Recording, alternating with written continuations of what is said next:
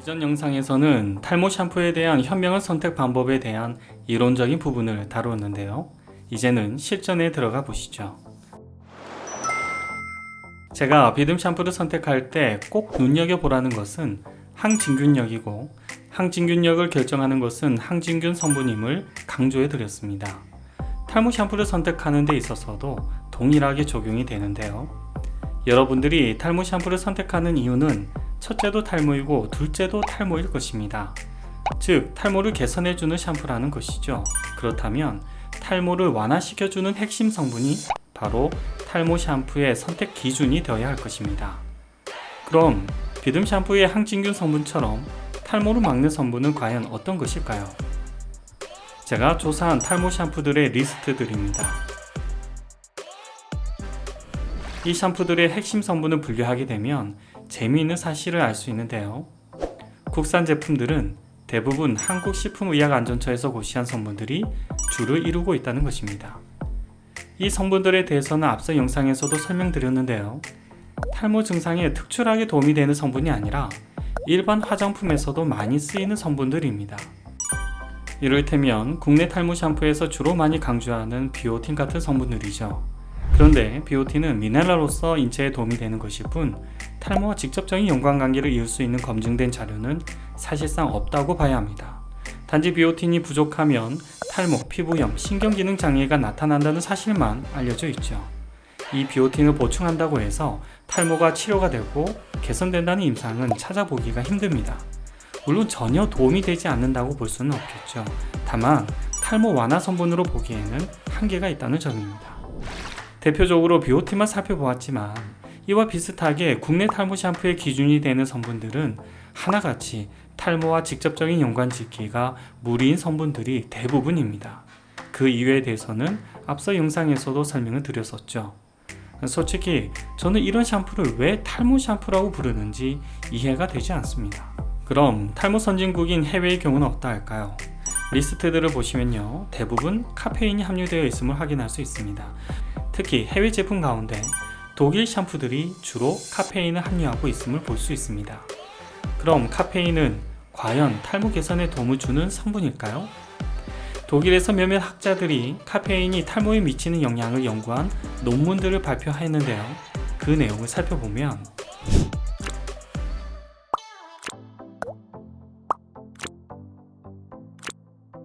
이런 실험 결과들에 더해서요, 카페인의 차별화된 효과들을 볼 수가 있습니다. 위 연구에서는 카페인이 남녀모나에 미치는 성장 증진 효과를 입증하였다고 할 수 있습니다. 또한 카페인은 성장인자, 특정 모발 성장인자에 대한 그 효과가 입증되었다고 알려주고 있죠. 이와 같은 효능이 있음을 밝혀왔는데요. 제가 이런 논문 자료들의 신뢰성을 무조건 믿어야 된다는 의미로 언급해 드리는 것은 아닙니다. 아직까지 카페인이 모낭에 어떤 기전으로 발현을 하는지는 밝혀지지 않았기 때문에 효능이 입증되려면 좀 더 시간을 두고 지켜볼 필요는 있겠죠. 그래도 국내 탈모 샴푸의 핵심 성분들보다는 훨씬 객관적이고 전문적인 자료가 확보되어 있다고 볼 수 있습니다. 그렇기 때문에 비오틴 같은 화장품 성분들보다는 더 효과가 있다라고 보는 것이 합리적일 것입니다. 카페인을 사용한 탈모 샴푸로 유명한 것 혹시 머릿속에 떠오르시나요? 광고를 통해 우리에게도 익숙해진 바로 알페신 샴푸입니다. 알페신은 자체적인 임상을 진행할 정도로 이 카페인 융합 기술이 앞서 있다고 할 수 있습니다. 아무래도 카페인 성분을 주력으로 연구했기에 알페신 샴푸는 농도와 기타 성분과의 배합 기술에서 타 제품들보다는 좀 더 발전되었다라고 할 수 있겠습니다. 여기까지 한번 정리해 보실까요? 탈모 샴푸는 크게 한국의 기능성 화장품 성분파와 해외, 특히 독일의 카페인파로 나뉠 수가 있습니다. 그리고 이 두 진영에서 만약 저에게 선택권을 주면 저의 선택은 독일의 카페인 성분이 든 샴푸라고 할 수 있습니다. 그리고 이 두 진영에 속하지 않으면서 국내에서는 잘 알려지지 않은 샴푸들도 눈에 띄었는데요. 바로 이 샴푸들은 소팔메토가 함유된 샴푸들입니다. 소팔메토는 전립선 치료 성분으로 잘 알려진 성분인데요. 그렇기에 탈모 인자인 DHT를 억제하는 기전을 통해서 탈모를 개선하는 샴푸로 사용되는 경우도 있습니다. 이와 관련되어 알려진 임상 내용은 이러합니다. 전립선 비대증은 남성형 탈모를 유발하는 DHT 호르몬 증가로 나타나는데, 소팔메토를 복용한 그룹에서 이러한 증상이 개선된 것은 소팔메토가 호르몬 생성을 감소시킴으로 나타나는 것이라는 점을 뒷받침해 줍니다.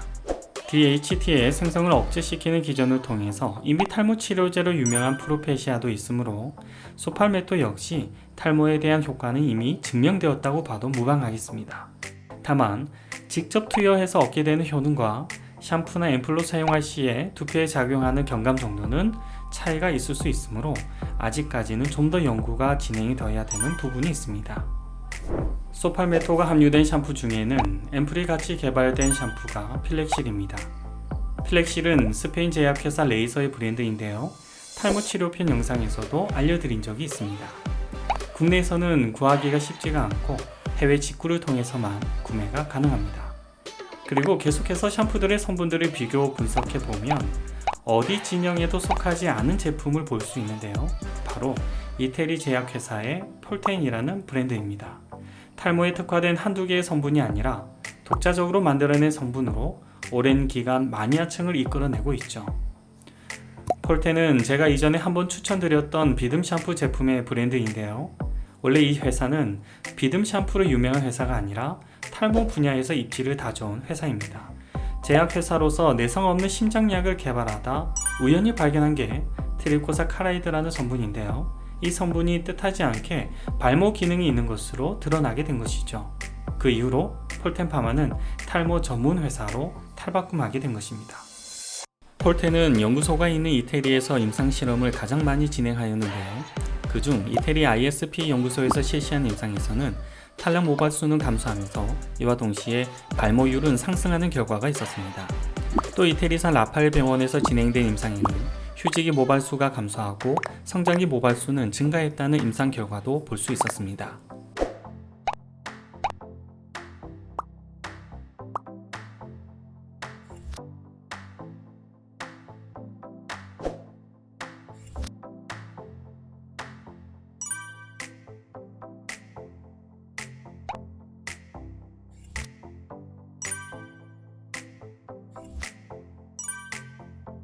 폴텐의 특허 성분은 독자 성분이기에 아무래도 쉽게 구할 수 있는 카페인이나 소팔메토보다는 비싸다는 단점이 있습니다.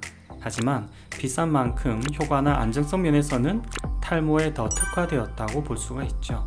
사실 폴텐을 볼 때마다 느끼는 것은 국내에서도 언제쯤이면 이런 전문적인 제품이 출시가 될 수 있을까라는 아쉬운 생각이 드는 게 사실입니다.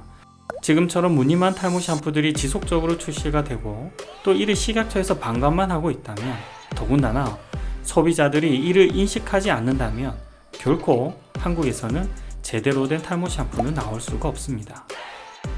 또한 늘 강조하지만 앞서 영상에서도 언급해 드렸다시피 탈모 샴푸로 머리를 나게 하려는 것은 결코 쉬운 일이 아닙니다. 때문에 샴푸로만 머리가 날 수 있다는 말을 맹신해서는 안 되며, 탈모 개선에 도움을 받기 위해선 알페신이나 필렉실, 폴텐 이런 브랜드도 꼭 앰플과 함께 사용하실 것을 권해드립니다. 탈모약을 드신다고 해도 저는 꼭 앰플을 사용하실 것을 권해드립니다. 이 탈모약도 결국은 DHT를 억제하는 약물인데요.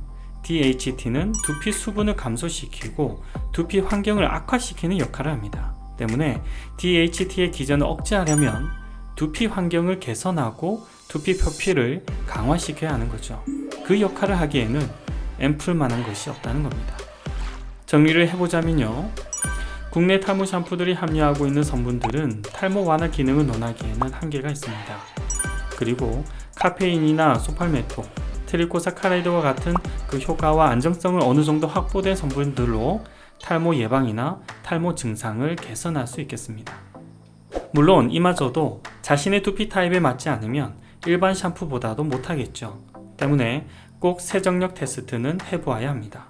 그래서 다음 영상에서는 제가 언급해드린 샴푸들이 과연 어떤 두피 타입에 맞는지를 꼼꼼한 실험을 통해서 알려드리도록 하겠습니다.